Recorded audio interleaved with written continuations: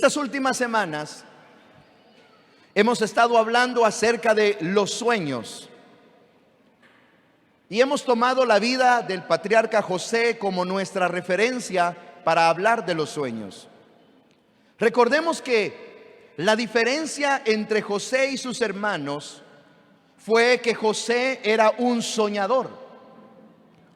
Cuando veían caminar a José, cuando veían llegar a José, según lo que dice Génesis 37:19, decían: allí viene José, el soñador. Todos sabían que él era un soñador. Hago esta aclaración porque José y sus hermanos venían del mismo padre, vivían en la misma casa, probablemente se congregaban en la misma iglesia, tuvieron las mismas oportunidades, los mismos desafíos. Pero al final vemos una gran diferencia en el destino de su vida cuando comparamos a José y sus hermanos. La gran diferencia era que José fue un soñador. De José aprendemos que el día que dejamos de soñar, ese día empezamos a morir. Trato de decirlo nuevamente para que quede grabado en nuestro cerebrito. El día que dejamos de soñar, ese día empezamos a morir. Y la semana pasada, en esta línea de pensamientos, aprendimos que el contentamiento es un principio que nos ayuda a alcanzar los sueños que Dios nos ha dado. Es decir, el contentamiento nos encamina, nos empuja, nos ayuda. Si somos un soñador como José, si Dios nos ha dado sueños que queremos alcanzar, en el camino de alcanzar nuestros sueños será necesario el contentamiento. Lo aprendemos también de José. En Génesis capítulo 50 y el versículo 20 vemos que los hermanos de José, cuando su padre ya había muerto, se acercan a él. Una vez más queriendo engañarlo, queriendo mentirle, pero ahora José ya lo sabía. Aquellos llegan para inventarle una mentira que supuestamente su padre había dicho antes de morir. José los detiene y José les dice: no se preocupen, hermanos, porque lo que ustedes pensaron en mal para mí, el Señor lo pensó en hacer bien para salvar muchas vidas. José había sido odiado por sus hermanos, vendido por sus hermanos, fue esclavo en Egipto, estuvo en la cárcel injustamente. Se olvidaron de él todos aquellos que dijeron que le iban a ayudar. Así que José tenía todo lo necesario para hacer el caldo de cultivo de un hombre amargado, frustrado, enojado con la vida. Y en el momento que pudo haberse vengado, José tenía contentamiento. Y el contentamiento lo hizo ser diferente. El contentamiento lo hizo perdonar a sus hermanos. Porque contentamiento es la satisfacción interior que no exige cambios en las circunstancias externas. Hoy pretendo que avancemos en aprender un principio más que nos ayudará a alcanzar los sueños que Dios ha puesto en nuestra vida. Y este principio lo aprendemos de una conversación que Jesús tuvo con sus discípulos en el Evangelio de Mateo, capítulo 16, del versículo 5 en adelante. Veamos la historia. Llegando los discípulos de Jesús al otro lado, se habían olvidado de traer pan. Y Jesús les dice: mirad, guardaos de la levadura de los fariseos y de los saduceos. Ellos pensaban dentro de sí, diciendo: esto dice porque no trajimos pan. Y entendiéndolo, Jesús les dice: ¿por qué piensan dentro de ustedes, hombres de poca fe, que no tienen pan? ¿No entienden aún? ¿No se acuerdan de los 5 panes entre 5,000 hombres y cuántas canastas recogieron? ¿No se acuerdan de los 7 panes entre 4,000 y cuántas canastas recogieron? ¿Cómo es que no entienden que no fue por el pan que les dije que se guardaran de la levadura de los fariseos y de los saduceos? Entonces entendieron que no les había dicho que se guardasen de la levadura del pan, sino de la doctrina de los fariseos y de los saduceos. Trate de ir conmigo en esta narrativa, por favor. Jesús estaba dando a sus discípulos una enseñanza trascendental. Esta conversación busca dejar una enseñanza que iba a cambiar probablemente el resto de la vida de los discípulos. Jesús les dice: cuídense de la levadura de los fariseos y los saduceos. Estos dos eran las dos grandes religiones, los dos grandes pensamientos que gobernaban en el tiempo de Cristo. Y Jesús les dice: cuídense de la levadura de ellos. Cuídense de la manera en la que ellos piensan. Cuídense de las cosas que ellos enseñan. Recordemos, queridos, que la levadura cambia la forma natural de la masa, la altera. Ponerle levadura a una masa significa alterar esa masa. Una masa con levadura es transformada completamente y se convierte en aquello que la levadura quiere. ¿Cómo sería comer pan francés sin levadura? Primero, la apariencia no sería agradable para principiar. Algunos de nosotros decimos: no, a mí me gusta el francés así, grandotote. Entonces a usted le gusta el francés donde la levadura hizo todo su efecto. De hecho, la levadura se puede considerar como un contaminante de la masa, porque la levadura lo que hace es contaminar, cambia la forma, cambia la esencia de la masa, de la harina. No estamos aquí para saber si queremos contaminado nuestro pan o no, pero sé que todos nosotros comprendemos bien el aspecto de la levadura, pero los discípulos no lo entendieron. Ni cerca estuvieron de comprender lo que Jesús procuraba enseñarles. Ellos, cuando escucharon la palabra levadura, inmediatamente pensaron en el pan. Probablemente tenían hambre. O quizás desde que llegaron, porque ahí lo dice el texto, que cuando llegaron del lugar donde venían, llegaron y se dieron cuenta: se nos olvidó el pan. Y luego Jesús les menciona levadura, el pan. Jesús no estaba hablando de pan. Ellos no le dicen a Jesús que habían olvidado el pan. Ellos no le dicen a Jesús que estaban preocupados por el pan. Pero Jesús lo supo. Como Jesús sabe ahora también lo que cada uno de nosotros pensamos, porque aún nuestros pensamientos más profundos y más ocultos, el Señor los conoce siempre. Amén. El Señor sabe todo de usted. Aún eso que usted dice es que nadie sabe, el Señor sí sabe.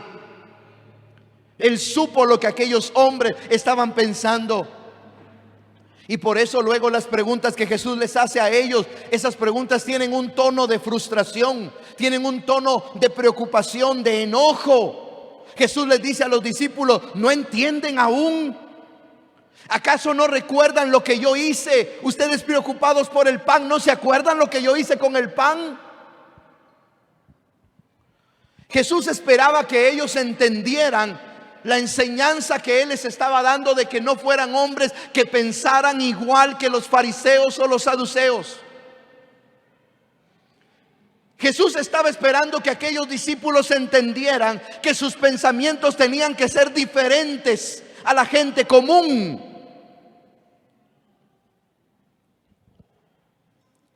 Jesús estaba esperando que ellos no se preocuparan por la provisión, porque ya habían visto cómo Él había multiplicado el pan necesario para alimentar a 5,000, para alimentar a 4,000. Así que cuando observa que aquellos no comprendieron el mensaje, Él es todavía más radical y directo y les pregunta: ¿recuerdan cuántas canastas de sobra recogieron cuando alimenté a los 5,000? 12 canastas. ¿Recuerdan cuántas canastas recogieron cuando alimenté a los 4,000? 7 canastas. Es como que Jesús les preguntara: ¿acaso no entendieron que no estoy hablando del pan? No estoy hablando. ¿Por qué pensaron en pan? Aquellos discípulos tenían levadura mental. Tenían la levadura del mundo, tenían la levadura de los fariseos. Ellos estaban pensando solamente en el plano natural, mientras que el Señor les estaba hablando de una enseñanza trascendental, de una enseñanza sobrenatural. Y es aquí entonces donde aprendemos el principio para alcanzar nuestros sueños esta mañana. Para alcanzar los sueños que Dios nos ha dado, hay que cambiar nuestra manera de pensar.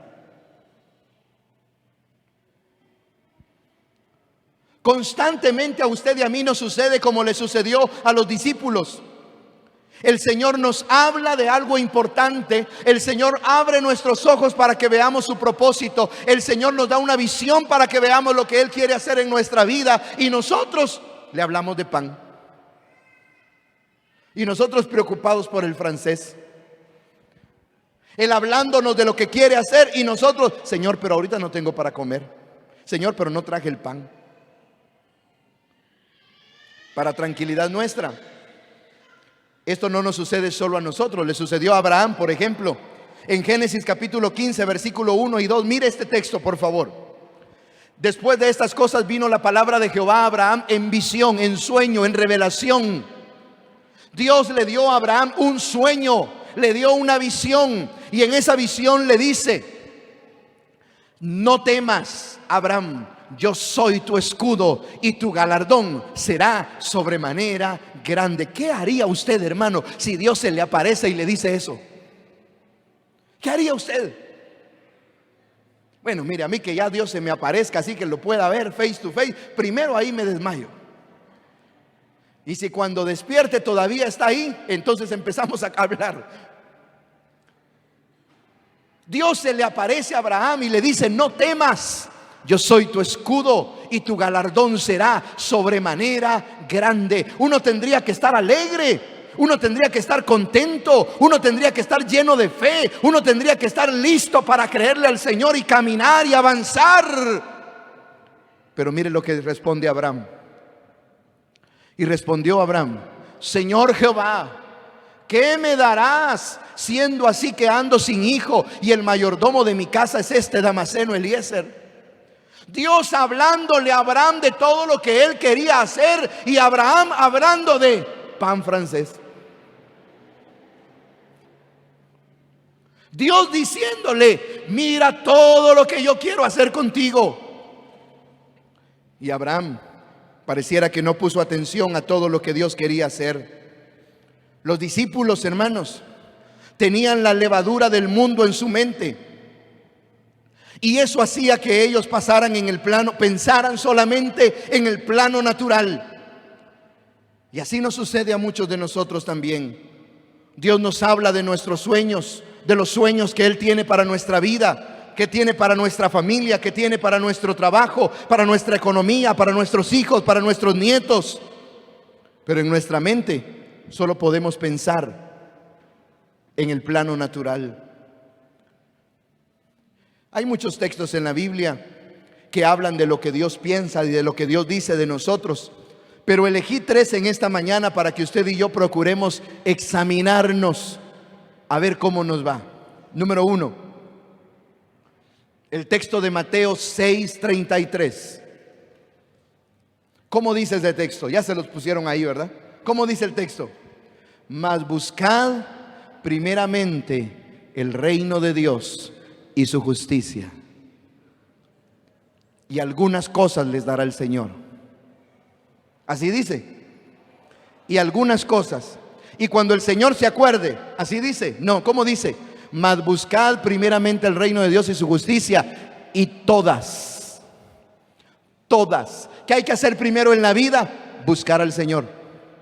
Cuando nos va bien, ¿qué hay que hacer? Buscar al Señor. Cuando la cosa no anda tan bien, ¿qué hay que hacer? Buscar al Señor. Cuando estamos en salud, ¿qué hay que hacer? Buscar al Señor. Y cuando estamos en enfermedad, ¿qué hay que hacer? Buscar al Señor. Que nuestra vida tenga como prioridad buscar el reino de Dios, por la confianza de que todas las demás cosas vendrán por añadidura. Por la fe de que Dios tiene el control y el cuidado de cada uno de nosotros. Número 2, Romanos capítulo 5, versículo 1. Dice: justificados pues por la fe, tenemos paz para con Dios por medio de nuestro Señor Jesucristo.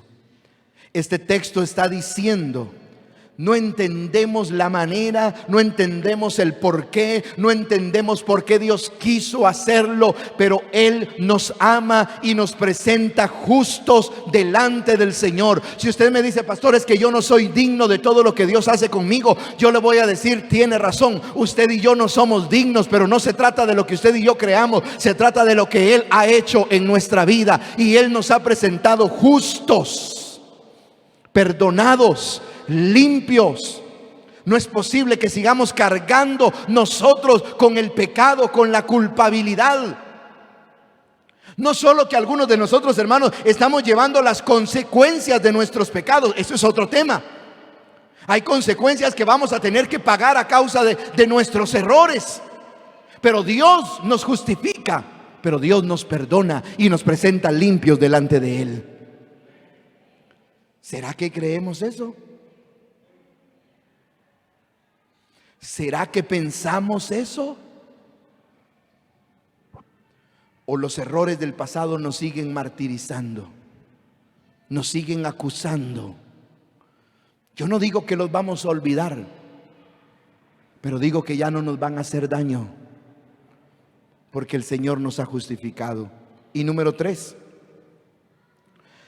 en Juan capítulo 1 y el versículo 11 y 12 dice: a los suyos vino y los suyos no le recibieron, mas a todos los que le recibieron les ha dado el derecho, el poder de ser hijo de Dios. ¿Qué es usted? Hijo de Dios. Eso somos. Padres, cuando sus hijos ya grandecitos llegan a su casa y le dicen: ¿será que puedo agarrar fresco que hay en la refri? No, si usted no se cuida, lo dejan sin nada en la refri. ¿Por qué? Porque son sus hijos. Y algunos padres se sienten hasta dichosos cuando ven todo vacío y dicen: por eso me malmato, para darle a mis hijos. Y si nosotros, siendo malos, sabemos darles buenas cosas a nuestros hijos, cuánto más nuestro Padre que está en el cielo, mis hermanos. Pero qué triste, hermano, que sabiendo que somos hijos, debemos tener ese pensamiento de hijos, porque muchos siguen viviendo como huérfanos. Ay, estoy solo. Ay, qué difícil.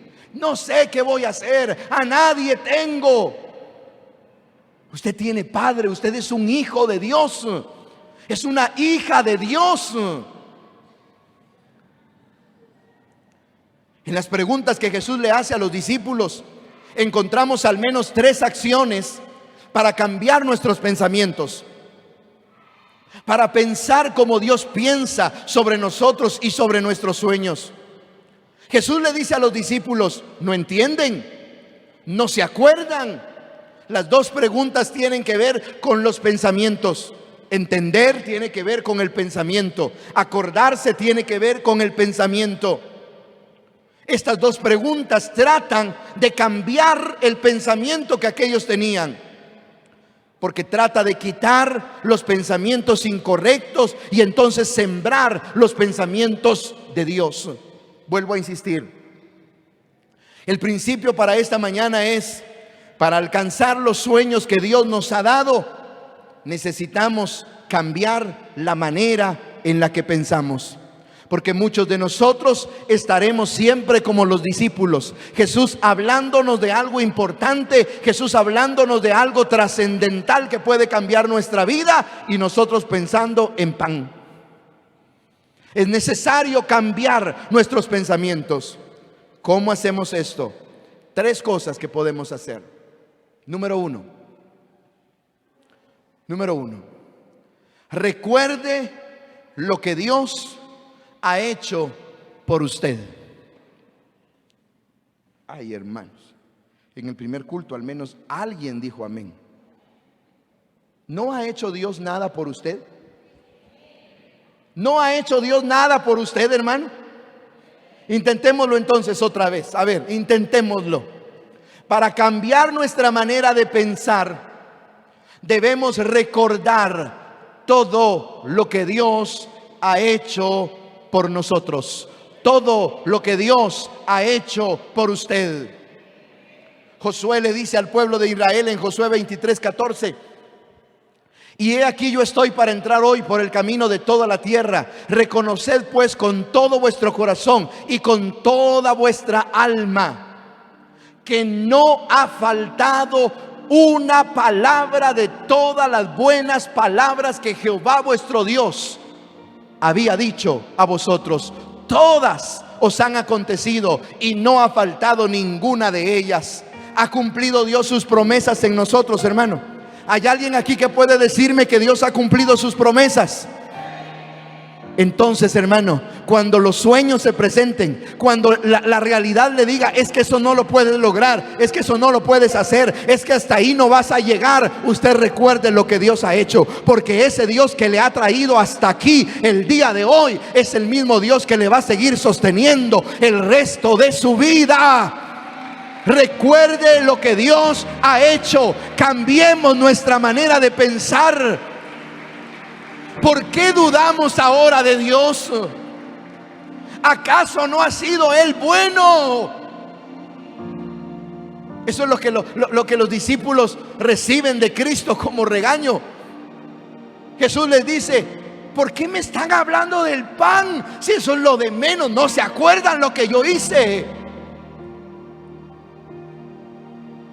Deuteronomio capítulo 6 dice: y estas palabras que yo te mando hoy estarán sobre tu corazón, y las repetirás a tus hijos, y hablarás de ellas estando en tu casa y andando por el camino y al acostarte y cuando te levantes, y las atarás como una señal en tu mano y estarán como frontales en tus ojos, y las escribirás en los postes de tu casa y en tus puertas.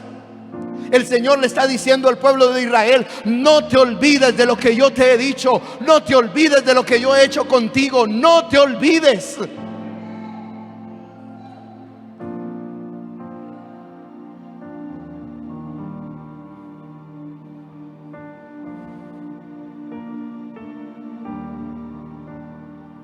Es que demasiado bueno ha sido el Señor. Es que extraordinariamente bueno ha sido el Señor. A todos y cada uno de nosotros aquí, ¿qué tiempo necesitaríamos para que todos aquí pudiéramos contar lo que Dios ha hecho con nosotros? Si podemos unir nuestras voces al profeta Jeremías y solamente decir: por la bondad de Jehová no hemos sido consumidos, porque nunca decayeron sus misericordias y grande su fidelidad. Pero no lo olvide, porque cuando necesitamos alcanzar los sueños, lo que Dios ha hecho nos dará la fe para saber que Él nos da el poder para alcanzarlos. Y el hermoso poema de David en el Salmo 103, versículo 2, es majestuoso, hermano, sublime, para que todos los días lo repitamos: bendice alma mía Jehová, y no te olvides. No te olvides de ninguno de sus beneficios. No te olvides, no te olvides.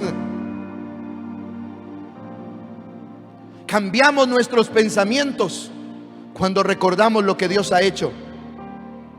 Número 2, cambiamos nuestros pensamientos si recordamos lo que Dios ha hecho entre nosotros. Su hermano ahí al lado suyo es un testimonio de la obra, de la bondad de Dios.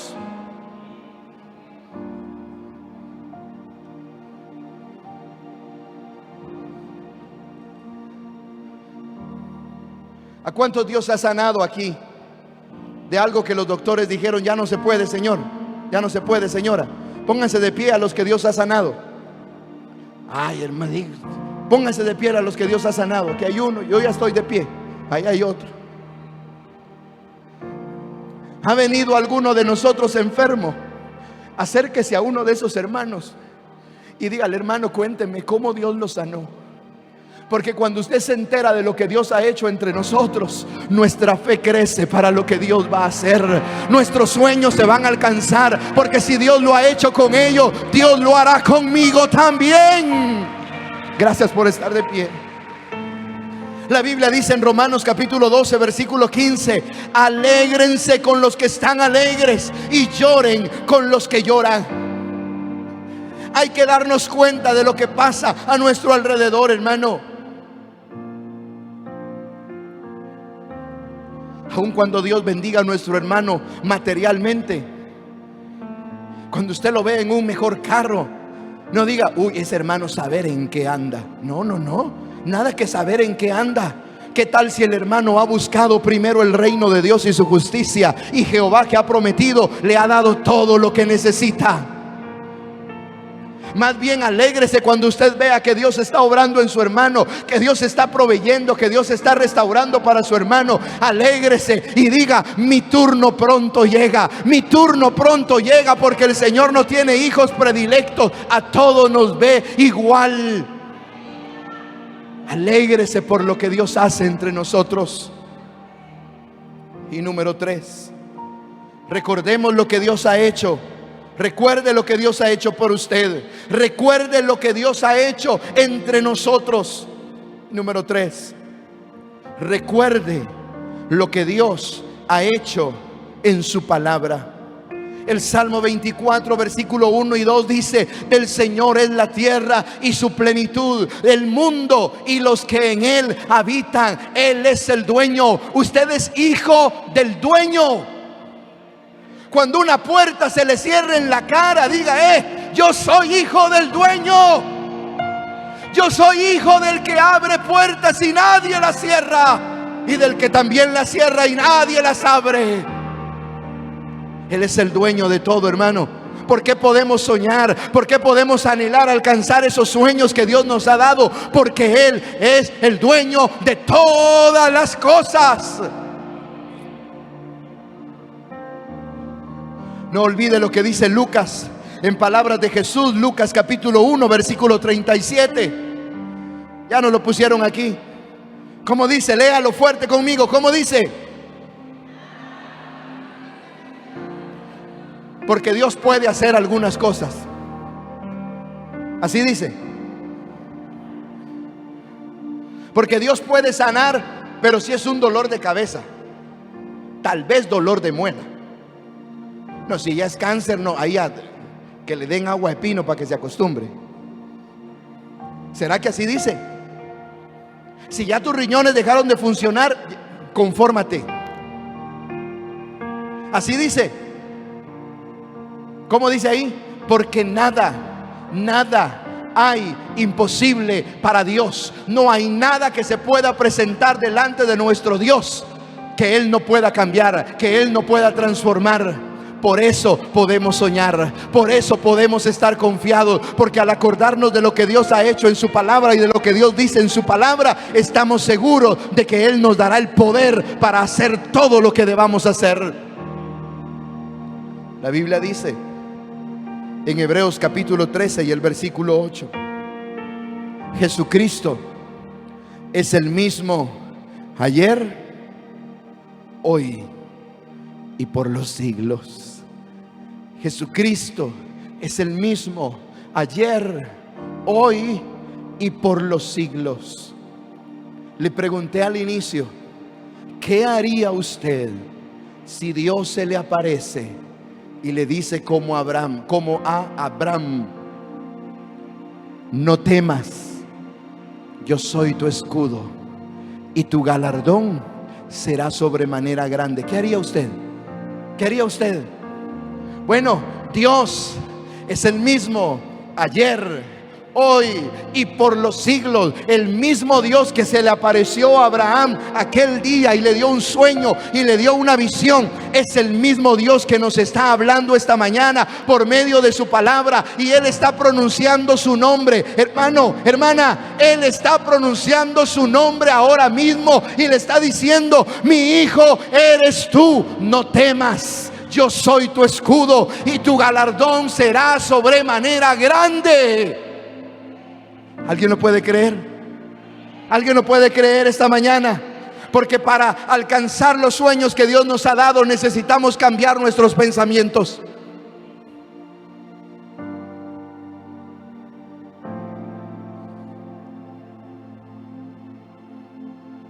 Si no cambiamos nuestros pensamientos, nuestros sueños pueden ser extraordinarios, pueden ser maravillosos, pero cada vez que Dios nos presente el camino, nos presente un reto, nosotros vamos a decir como Abraham: ay, Señor, ¿cómo yo lo voy a hacer, Señor? O vamos a decir como los discípulos, Jesús hablándonos de cosas sobrenaturales, y aquello: ay, Señor, es que no trajimos pan, Señor, perdónanos.